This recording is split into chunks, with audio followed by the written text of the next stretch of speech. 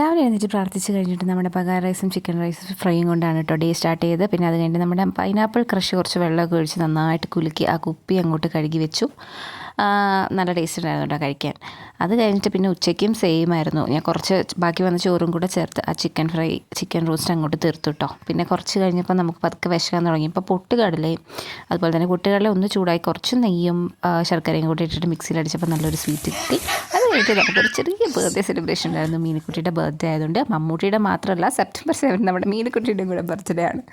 അപ്പോൾ വൈകുന്നേരം സെലിബ്രേഷനൊക്കെ കഴിഞ്ഞ് ഞങ്ങൾ പാർക്കിൽ പോകാമെന്ന് വിചാരിച്ചു. രാവിലെ അമ്പലത്തിൽ പോയിട്ടുണ്ടായിരുന്നു, അതുകൊണ്ടാണ് പിന്നെ ഗ്രഹണമൊക്കെ ആയതുകൊണ്ട് അമ്പലം ഇല്ലാത്തതുകൊണ്ട് നമ്മൾ പാർക്കിൽ വന്നു. ഈ പാർക്കിൽ നമുക്ക് ചിൽഡ്രൻസ് പാർക്ക് മാത്രമല്ല, ഇവിടെ നമുക്ക് എക്സസൈസ് ചെയ്യാനുള്ള സൗകര്യങ്ങളൊക്കെ ഉണ്ട്. അപ്പോൾ ആൾക്കാരൊക്കെ ഇവിടെ വന്ന് എക്സസൈസൊക്കെ ചെയ്യാറുണ്ട്.